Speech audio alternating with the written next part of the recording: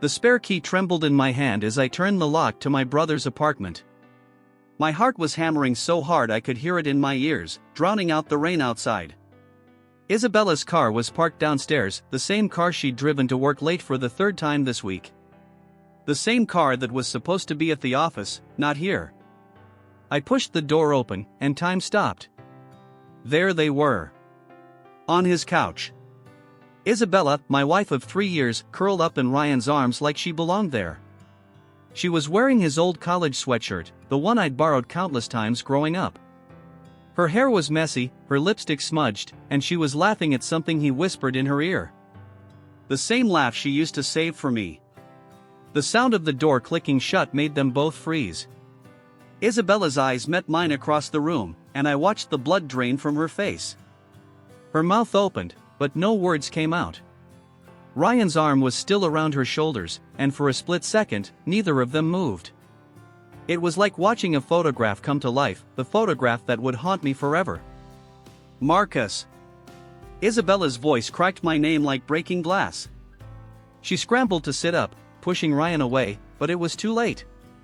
I'd already seen everything I needed to see. My legs felt like they might give out. The walls of the apartment seemed to be closing in, and I could taste something metallic in my mouth, blood from biting my tongue to keep from screaming. The scent of her perfume mixed with his cologne created a sick combination that made my stomach lurch. I can explain, she started, but her words sounded like they were coming from underwater. Ryan finally found his voice. Marcus, brother, just listen. But I couldn't listen. I couldn't breathe. I couldn't think. Because suddenly, every late night, every secretive phone call, every family dinner where they barely looked at each other made perfect, devastating sense. What I didn't know yet was that this moment, this single, heart-shattering moment, was just the beginning of a betrayal so deep it would cost them everything. 3 years ago, I thought I'd found my forever. Isabella Martinez walked into Vaughn Construction on a crisp October morning, her resume in one hand and a coffee that smelled like vanilla in the other. She was our new project manager, fresh from a big firm in the city, but she had this warmth about her that made our family business feel like home from day one. You must be Marcus, she said, extending her hand. Her smile lit up the entire office. Your brother Ryan told me so much about you.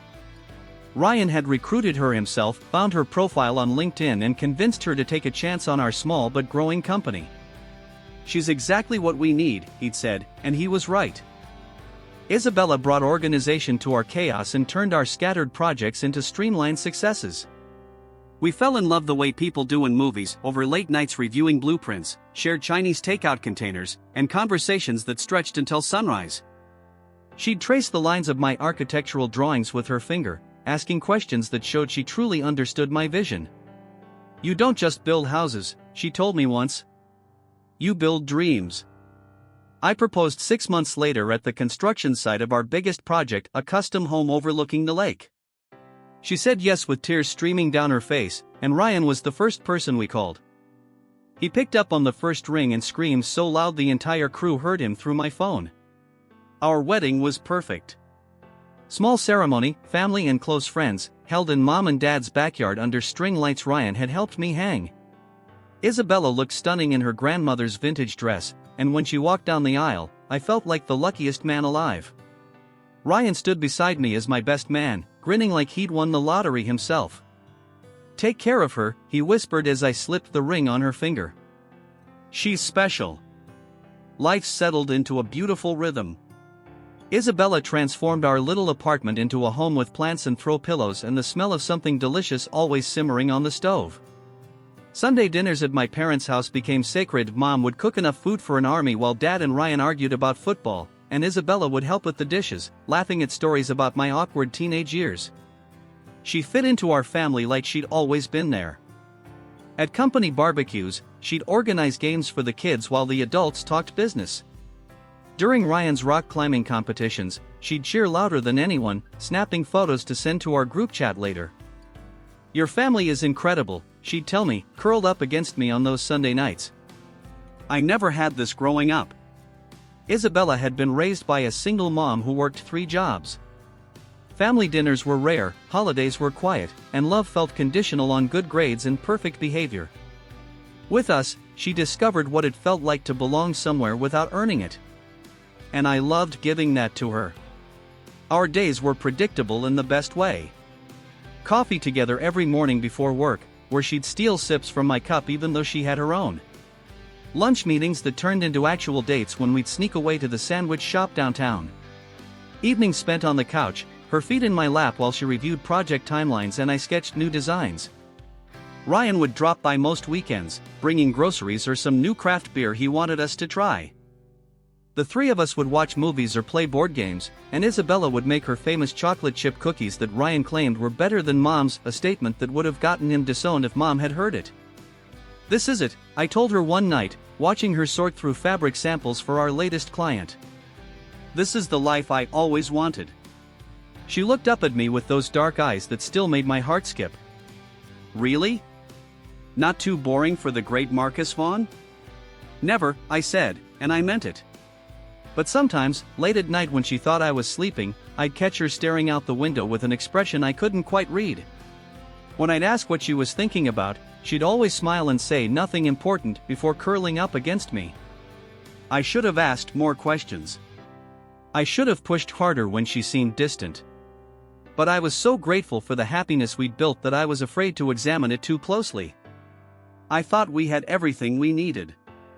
I thought love was enough. I had no idea that the life I treasured was built on a foundation of lies. It started with her phone buzzing at 2:47 a.m. on a Tuesday night in March. Isabella stirred beside me, her hand automatically reaching for the nightstand. The blue glow lit up her face as she squinted at the screen, and I watched her expression change from sleepy confusion to something I'd never seen before: panic.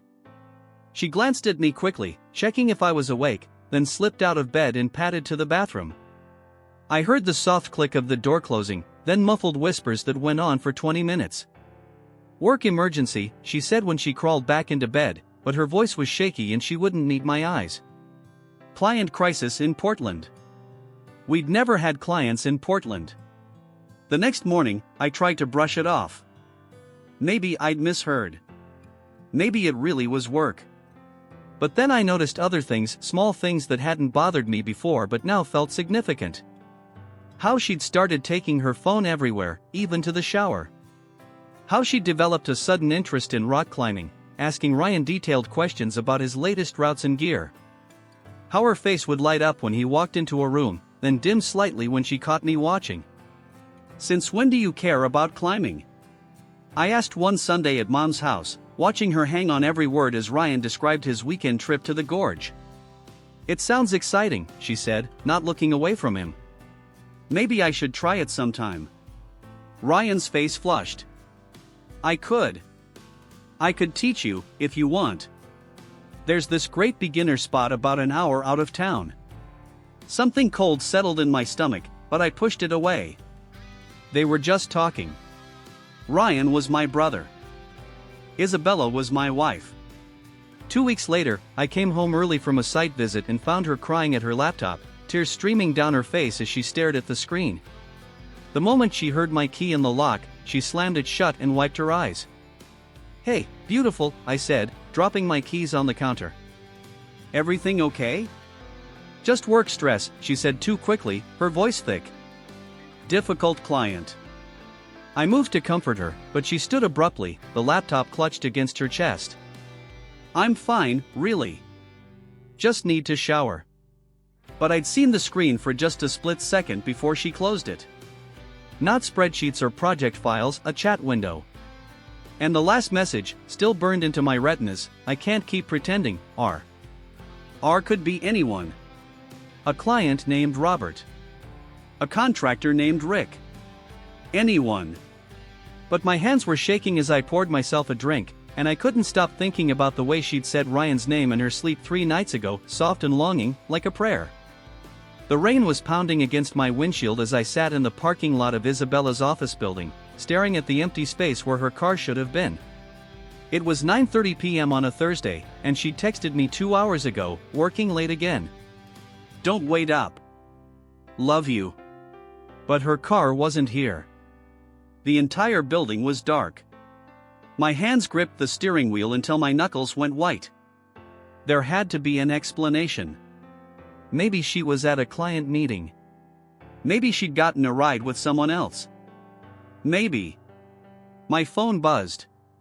A text from Ryan: "Can't make it to drinks tonight, bro, something came up." Something came up.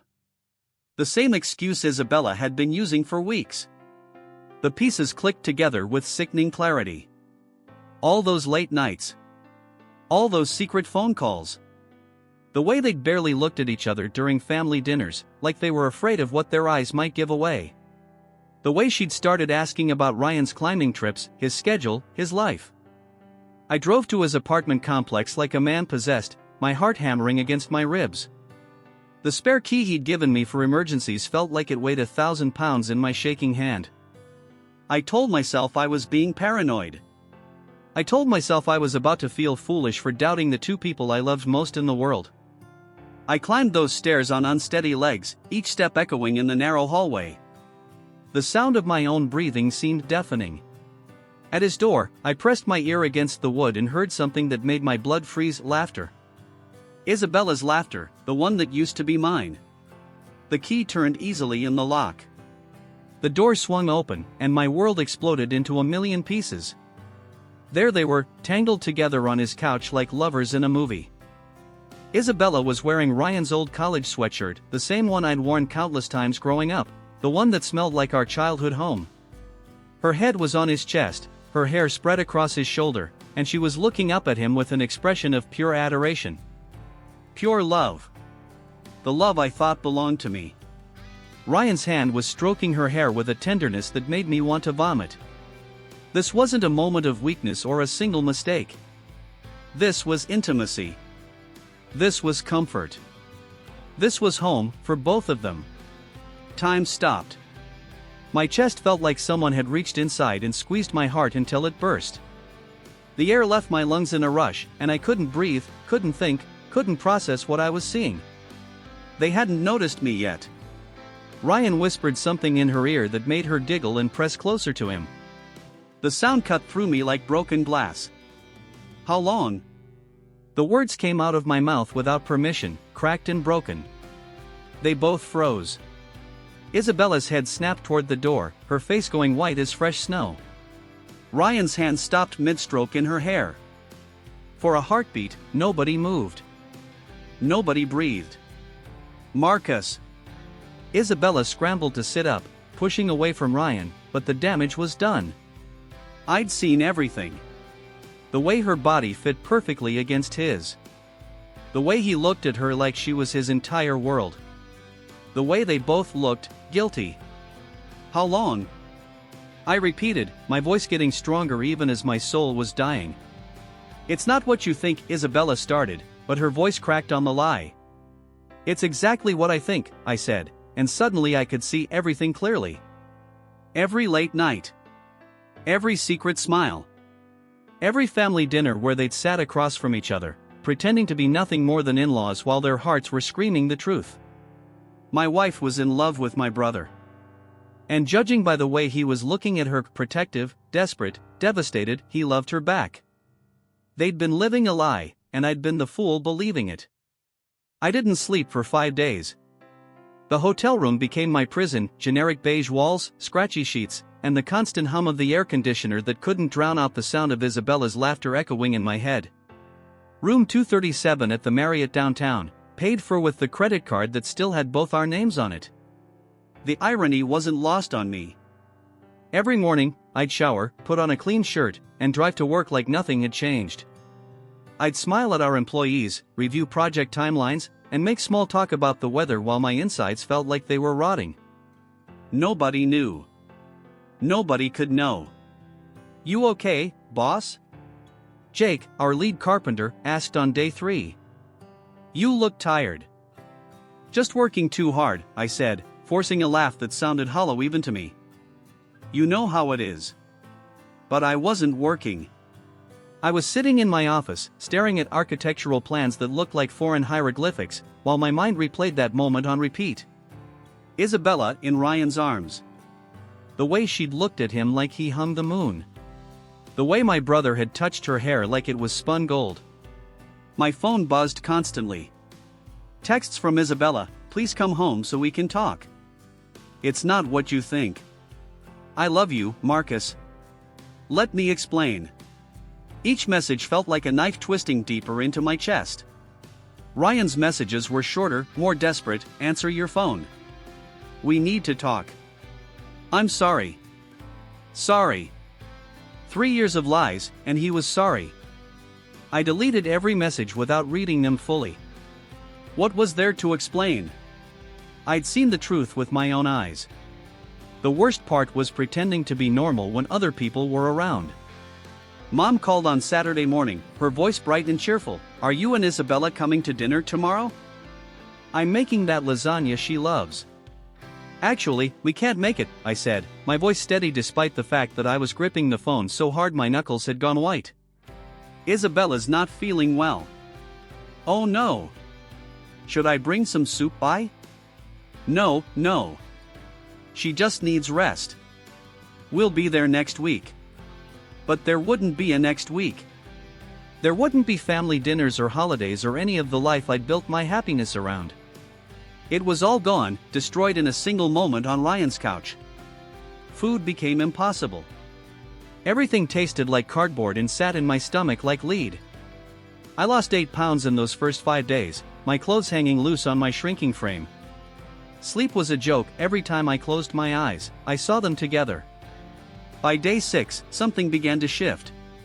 The crushing despair was still there, but underneath it, something else was growing. Something cold and calculating. I was sitting in my hotel room at 3 a.m., staring at the ceiling, when it hit me.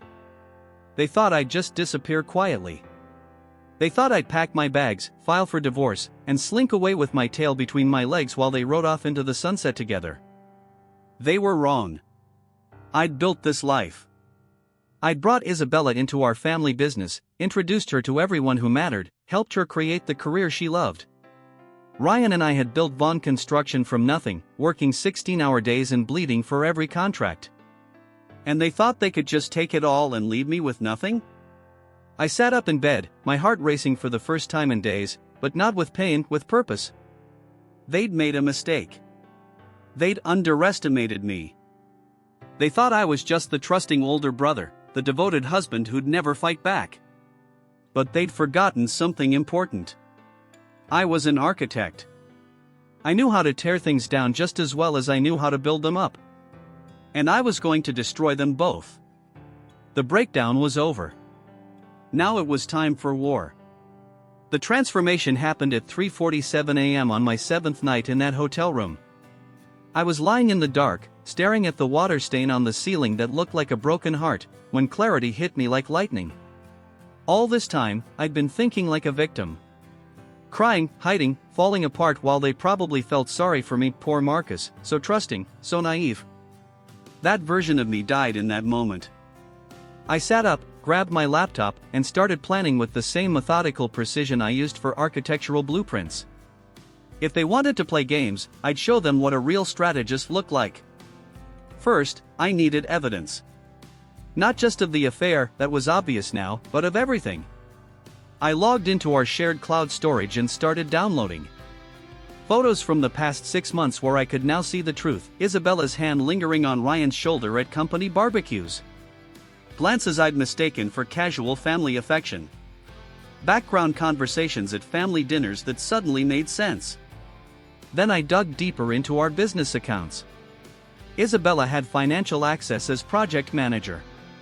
Ryan handled the books. If they'd been planning a life together, they'd need money. And people in love do stupid things, like thinking they're smarter than everyone else. What I found made my blood run cold, but in a good way. Inflated expense reports dating back 8 months.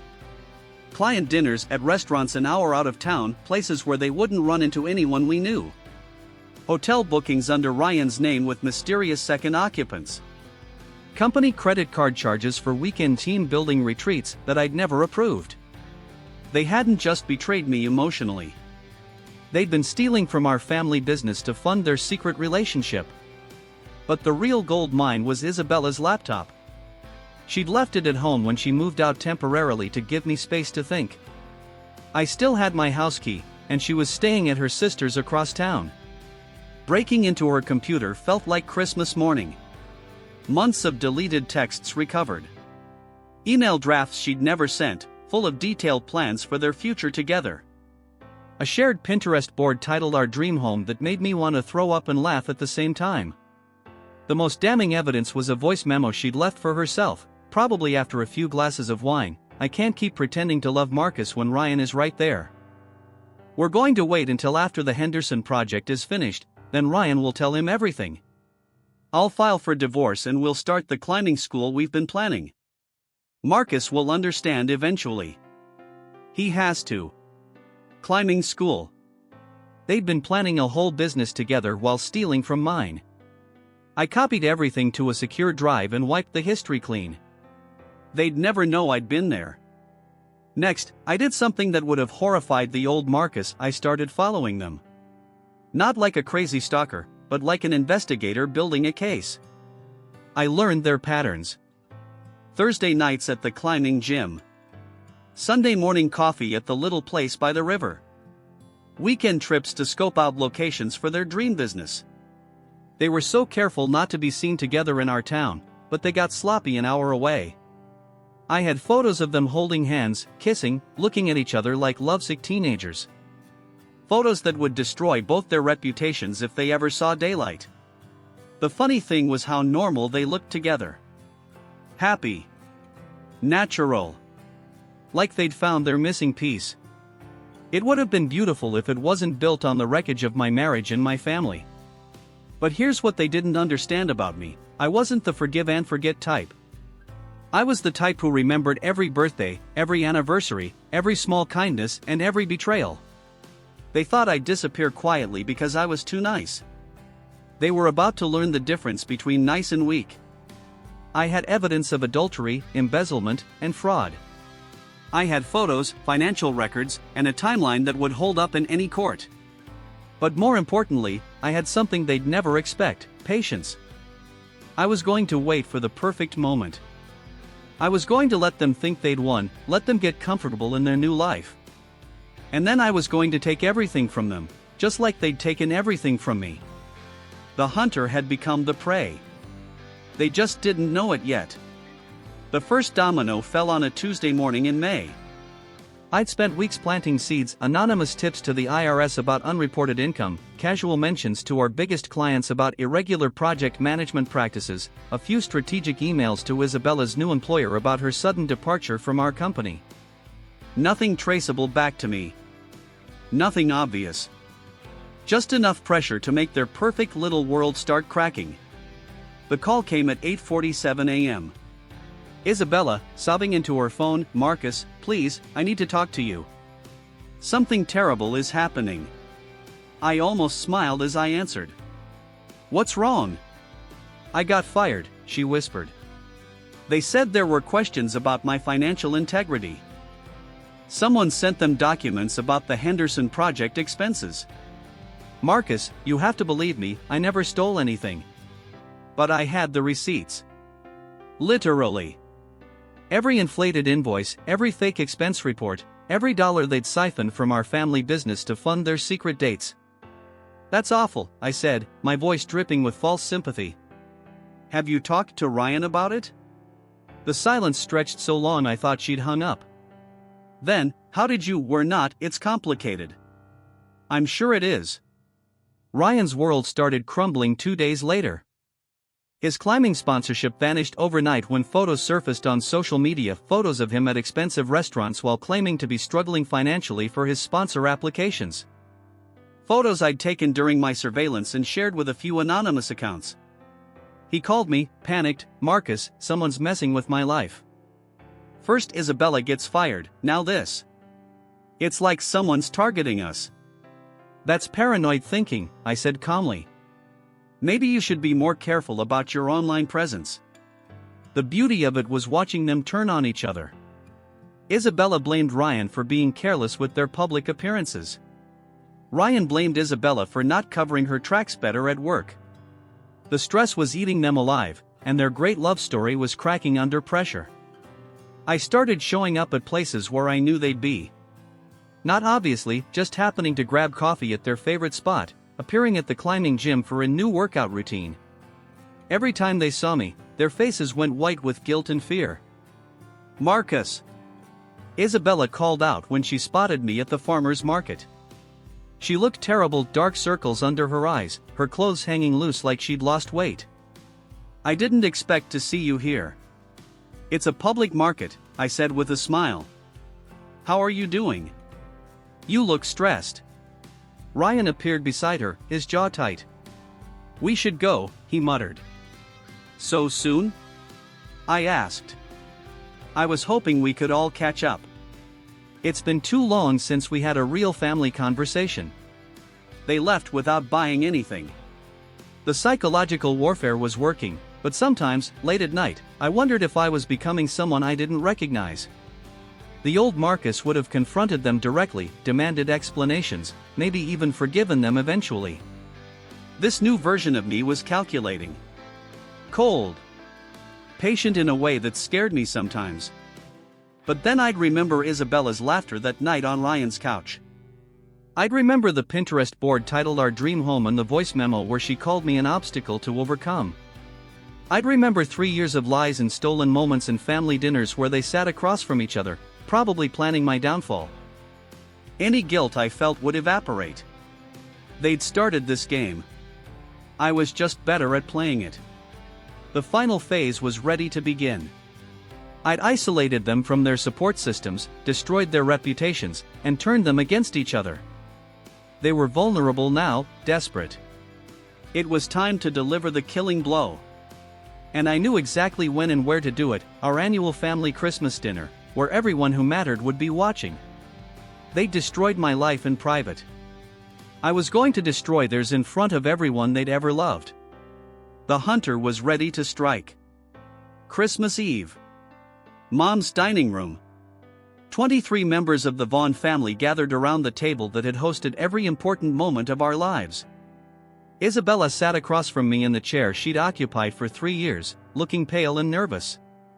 Ryan was beside her, both of them picking at Mom's famous honey ham like it was poison. They thought they were being careful, but I caught every stolen glance, every subtle touch. Everyone else was oblivious. Dad was telling stories about the business. Mom was fussing over dessert. Cousins were arguing about football. Normal family chaos. I waited until dessert was served. Until everyone was relaxed and happy. Then I stood up, wineglass in hand. "I'd like to make a toast," I said, my voice cutting through the chatter. The room fell quiet. Mom beamed at me from the head of the table. Dad raised his glass expectantly. "To family," I began, looking directly at Ryan. "And to the people we trust most in the world." Isabella's face went white. This year, I learned some interesting things about trust. About love. About the people who share our table and our lives. I pulled out my laptop and connected it to Mom's TV. The family photo disappeared, replaced by my presentation. I learned that sometimes the people closest to us are living completely different lives. The first slide appeared, a photo of Isabella and Ryan holding hands outside a coffee shop in the next town over. Gasps echoed around the room. Mom's hand flew to her mouth. I learned that working late can mean many things. Next slide, bank statements showing the stolen money, expense reports for romantic dinners, hotel receipts. "Marcus." Ryan's voice cracked. "Stop. Sit down," I said calmly. "We're not finished." Dad's face was turning red. Uncle Jim was staring at the screen in shock. The cousins' kids were asking what was happening. For 8 months, my wife and my brother stole from our family business to fund their relationship. For 3 years, they made me feel crazy for suspecting what my gut already knew. Isabella tried to stand, but her legs gave out. She collapsed back into her chair, tears streaming down her face.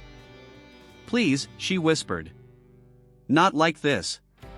How would you have preferred it?" I asked. "Another 3 years of lies?" The room was dead silent except for Mom's quiet sobbing. I have text messages, I continued, advancing to the next slide. Planning their future. Laughing about how trusting I was. Counting down the days until they could be together openly. Ryan found his voice. You don't understand. I understand perfectly. I turned to face him. You watched me fall in love with a woman who was in love with you. You stood as my best man at a wedding that was a lie from the beginning. You looked me in the eye every Sunday at this table and pretended to be my brother. Dad slammed his fist on the table. Get out, he said, his voice shaking with rage. Both of you. Get out of my house. Isabella was sobbing now, mascara running down her cheeks. Marcus, I'm sorry. We never meant. You meant every second of it, I said. You just never meant to get caught. Ryan finally stood up, his chair scraping against the floor. Fine. You want to destroy us? You win. But this, he gestured around the room, this isn't you. This cold, calculating person isn't who you used to be. I looked at him, really looked at him, and felt nothing but pity. You're right. The old Marcus would have forgiven you. He would have tried to understand, maybe even stepped aside for your happiness. I paused, letting that sink in. But that Marcus died the night I found you on your couch. You killed him. The silence stretched until it became unbearable. The business is done with both of you. The evidence is already with the police and the IRS. Your reputations in this town are finished. I closed the laptop and looked around the room at my family, my real family, their faces showing everything from shock to disgust to heartbreak. Merry Christmas, I said, and walked out into the snow. Behind me, I heard Dad's voice, cold as winter. I said, get out. Justice was served. The truth was finally free. The fallout was swift and merciless. Within a week, Ryan was served with criminal charges for embezzlement. The evidence I gathered was ironclad, 8 months of financial fraud documented down to the penny. Dad officially removed him from Vaughn Construction, his name stripped from the company he'd helped build since graduation. Isabella's professional reputation crumbled overnight. Word spreads fast in our industry, and architects don't hire project managers who steal from family businesses. She moved back in with her sister temporarily, then disappeared entirely when even that became too uncomfortable. Their great love story, the one that had cost me a marriage and torn apart a family, lasted exactly 6 weeks after the Christmas dinner confrontation. I heard about their breakup through Mom, who'd gotten it from Mrs. Patterson at the grocery store. Apparently, Isabella blamed Ryan for being reckless with their finances. Ryan blamed Isabella for not covering her tracks better. When the pressure of legal troubles and social isolation hit, they turned on each other like wounded animals. Love built on betrayal doesn't have a strong foundation, Mom said quietly when she told me. It was the first time we'd talked about it since that awful Christmas night. The irony wasn't lost on me. They destroyed my trust to be together, only to discover they couldn't trust each other when things got difficult. Meanwhile, something unexpected was happening to me. I was healing. Not the quick, forced healing I tried in those first desperate weeks, but real recovery. The kind that comes from facing the truth and surviving it. I moved out of the hotel and into a downtown loft, modern, clean, nothing like the suburban house I'd shared with Isabella. For the first time in years, I decorated for myself. Dark leather furniture. Abstract art.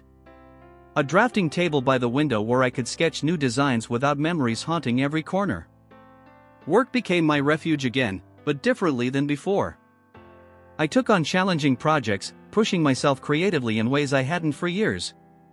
The Morrison House, a lakefront custom home with clean lines and innovative use of natural light, won a regional architecture award. My first solo recognition in 5 years. You're different, my business partner Jake observed one afternoon as we reviewed blueprints. Focused. Like you figured something out the rest of us are still working on. He was right. Betrayal had stripped away everything I thought I needed to be happy, the marriage, the family dinners, the certainty that love was enough. But underneath all that loss, I'd found something stronger, myself.